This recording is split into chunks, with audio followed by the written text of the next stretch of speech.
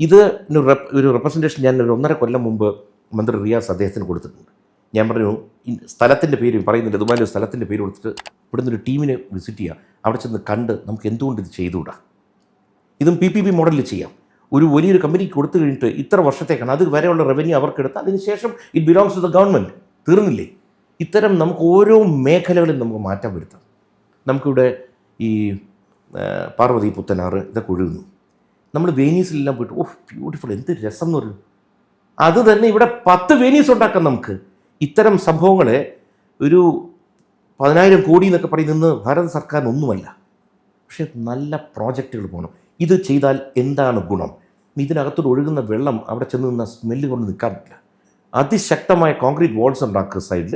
എന്നിട്ട് ഇവർക്ക് എല്ലാവർക്കും മലമൂത്ര ഈ സംഭവങ്ങൾ ഈ സീവേജിന് അവരവരുടെ കോമ്പൗണ്ടിൽ തന്നെ ഇത് ചെയ്യാനുള്ള പരിപാടി ഇട്ട് കൊടുക്കുക.